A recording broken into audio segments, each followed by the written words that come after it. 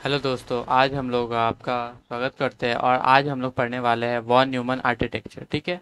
Von Neumann architecture जैसा कि जानते हैं कि हमारे कंप्यूटर आर्किटेक्चर ऑर्गेनाइजेशन में हमें बहुत ज़्यादा इम्पोर्टेंट होता है और इसका इससे रिलेटेड क्वेश्चन भी बहुत आते हैं। ठीक है। चलो देखते हैं इसको वॉन न्यूमन आर्किटेक्चर होता क्या है।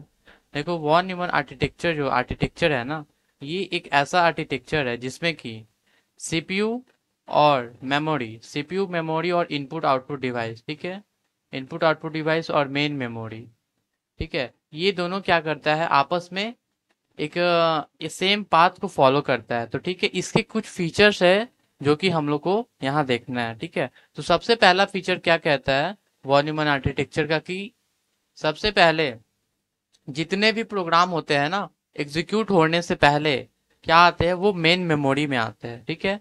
उसके बाद क्या होता है कि प्रोग्राम में जो एग्जीक्यूशन होता है वो इंस्ट्रक्शन का एग्जीक्यूशन होता है और डेटा का भी एग्जीक्यूशन होता है, जिसपे ऑपरेशन परफॉर्म होते हैं। उसके बाद हमारा आता है कंट्रोल यूनिट, जो कि सारे जो भी इंस्ट्रक्शन है उसको सिग्नल में कन्वर्ट करता है। ठीक है। उसको क्या करता है, सिग्नल में कन्वर्ट करता है और वही सिग्नल फिर कंप्यूटर एग्जीक्यूट करता है। उसके बाद आता है हमारा कि जितने भी मेन मेमोरी है, ठीक है, जितने भी मेन मेमोरी में जो हमारा जो डाटा हो गया या इंस्ट्रक्शन स्टोर होता है, वो सब हमारे मेन मेमोरी में स्टोर होते हैं। और जितने भी सीपीयू एग्जीक्यूट करता है प्रोग्राम, इंस्ट्रक्शन और डेटा पे जो अरिथमेटिक कैलकुलेशन करता है, वो सब मेन मेमोरी से ही लाया जाता है। उसके बाद आता है कि वॉन न्यूमन मशीन जो होते हैं वो हमारे स्टोर प्रोग्राम कॉन्सेप्ट को फॉलो करते हैं। तो स्टोर प्रोग्राम कॉन्सेप्ट होता क्या है, तो ये जो होता है ना, इसमें क्या होते हैं, डेटा और प्रोग्राम दोनों सेम मेमोरी में ही स्टोर होते हैं। जैसे कि ये मेन मेमोरी है, ठीक है, ये हमारा मेन मेमोरी हो गया। ठीक है।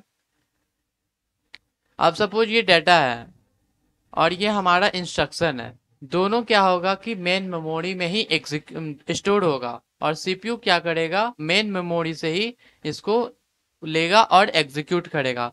लेकिन जब सीपीयू एग्जीक्यूट कर दिया तो जो प्रोग्राम अब इसको सेव करना है तो क्या करेगा, मेन मेमोरी में ही जाकर उसको क्या कर देगा, सेव कर देगा। तो इसी को कहते हैं स्टोर्ड प्रोग्राम कॉन्सेप्ट। समझ में आ गया। तो आगे देखते हैं। Execution of instruction in von Neumann machine is carried in sequential fashion.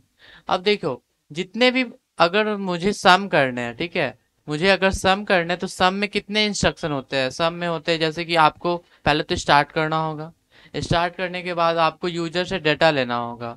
तो डेटा के लिए आप दो नंबर इनपुट आउटपुट से, दो डिवाइस से दो डेटा लोगे। डेटा लेने के बाद आप उसको स्टोर करोगे।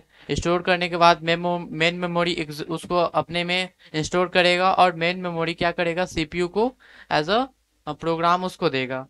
फिर ये क्या करेगा, प्रो सीपीयू क्या करेगा, उस पर एएलयू करेगा, अरिथमेटिक यूनिट। तो आप देख रहे हो, एक छोटा सा हमें सम करना है और ये बैकग्राउंड में कितना सारा इंस्ट्रक्शन चल रहा है। तो ये जितने भी इंस्ट्रक्शन होते हैं ना, वॉन न्यूमन आर्किटेक्चर में ये क्या होता है, सिक्वेंसली होते हैं। वन इंस्ट्रक्शन के बाद नेक्स्ट इंस्ट्रक्शन होता है। उसके बाद क्या होता है कि वॉन न्यूमन एक बॉटल नेक के थ्रू गुजर रहा है, जो कि क्या है कि सिंगल पाथ, एक ही पाथ है, मेन मेमोरी और कंट्रोल यूनिट। ये जो देखो यहाँ पे हमारा क्या है, कंट्रोल यूनिट है ना, ये जो हमारा क्या है, कंट्रोल यूनिट है और ये हमारा मेन मेमोरी है। इसके और इसके बीच में हमारा सिर्फ सिंगल पाथ है, जो कि डाटा ट्रांसफर और डाटा रिसीव करने का एक माध्यम बनता है। तो यहाँ पे देखो, अब आता है कि इसके जो डायग्राम है उसको हमें अच्छे से देखना होगा, ताकि कभी कभी एग्जाम में क्वेश्चन डायग्राम से पूछ लेते हैं और उसको बोला जाता है कि रिप्रेजेंट करने के लिए। देखो इसको कैसे करना होता है। सबसे पहले हम क्या बनाएंगे, एक सीपीयू बनाएंगे। जो देखो, ये हमारा क्या है, सेंट्रल प्रोसेसर यूनिट है, जिसमें ये हम हो गया हमारा ऑपरेशनल रजिस्टर, ये हो गया हमारा कंट्रोल यूनिट और ये हो गया हमारा अरिथमेटिक एंड लॉजिक यूनिट। यानी सीपीयू में मेनली तीन पार्ट में सीपीयू को डिवाइड कर दिया जाता है, जो कि arithmetic logical unit, control unit और ऑपरेशनल रजिस्टर। तो ये सब होते हैं। उसके बाद क्या होता है, हमारा मेन मेमोरी।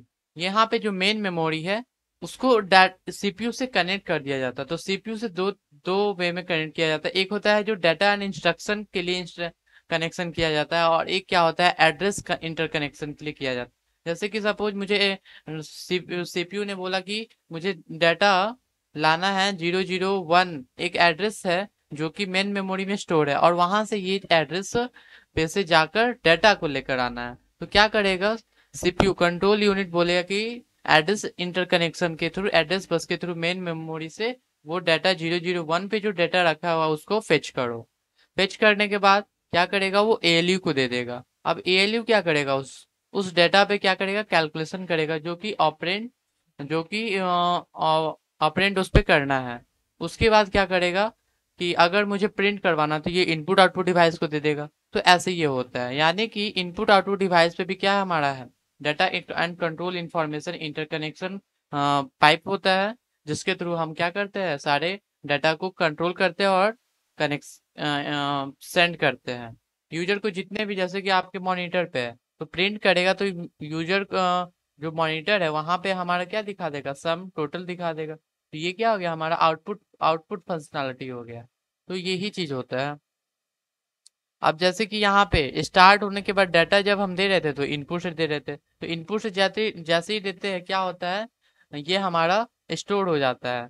तो ऐसे होता है हमारा। तो वॉन न्यूमन आर्किटेक्चर आपको समझ में आ गया। Thank you.